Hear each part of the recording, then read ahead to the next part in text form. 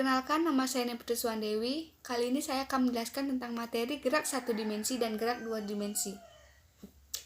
Gerak satu dimensi adalah gerak suatu objek pada garis lurus. Untuk mempelajari gerak satu dimensi ini, Anda biasanya menggunakan gerak kinetik. Contohnya adalah saat Anda mengendarai sebuah mobil, yang dimana dengan mengendarai sebuah mobil ini akan ada 4 faktor, yaitu posisi, jarak, waktu tempuh, dan perpindahan, serta arah. Posisi adalah di mana Anda dan di mana selanjutnya Anda. Seperti sekarang Anda berada di posisi A dan nanti tujuan Anda adalah posisi B. Untuk jarak adalah berapa panjang atau jarak yang Anda lalui untuk menempuh melalui posisi A, dari posisi A menuju posisi B tadi. Dan waktu tempuh adalah berapa lama waktu yang Anda gunakan untuk menempuh jarak posisi A dan posisi B. Dan berubahnya posisi Anda dari A ke B itu juga disebut dengan perpindahan. Dan keempat faktor ini atau perpindahan sebuah mobil itu bisa disebut dengan arah, atau perpindahan mobil ini biasanya disebut dengan arah maju atau ke belakang. Hanya ada 2 arah, yaitu maju dan belakang, atau positif dan negatif.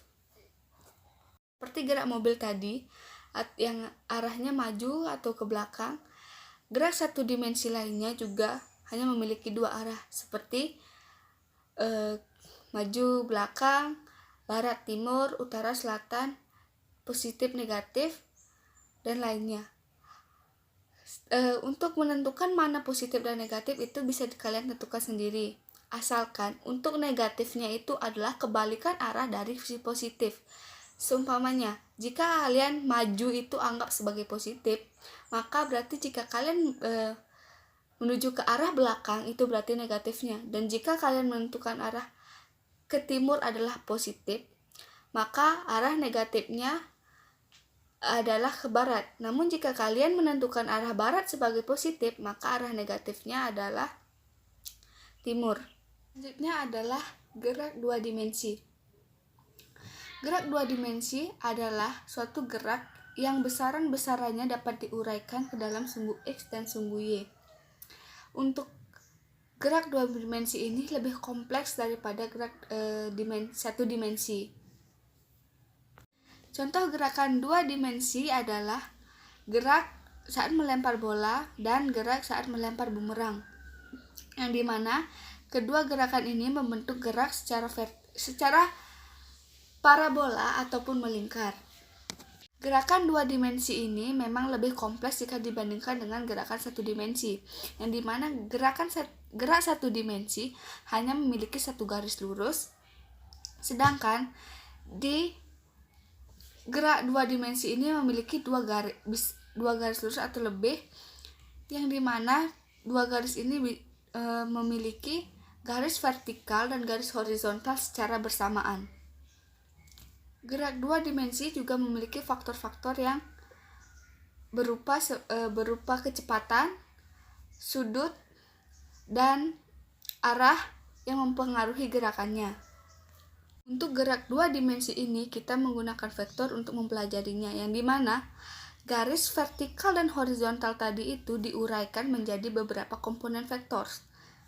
Saat menguraikan komponen-komponen vektor ini juga perlu memperhatikan yang faktor-faktor yang dapat mempengaruhi gerak 2 dimensi ini, seperti sudut,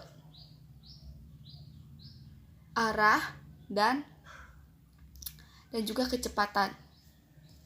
Untuk metode penghitungannya, kita juga bisa menggunakan metode penghitungan vektor, penjumlahan dan pengurangan, perkalian dan pembagian vektor.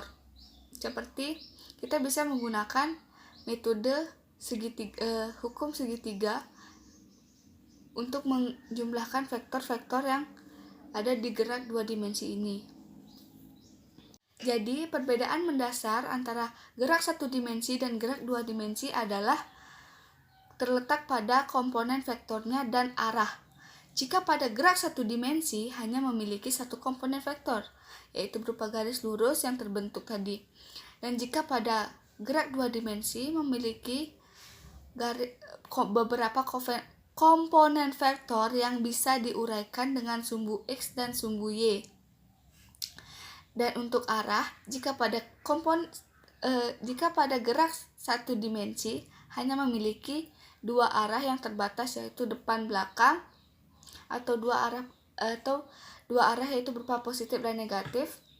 Sedangkan jika pada gerak 2 dimensi memiliki banyak arah yang juga bisa diuraikan dengan vektor tadi. Baik, sekian penjelasan gerak 1 dimensi dan gerak 2 dimensi dari saya. Akhir kata saya tutup dengan terima kasih.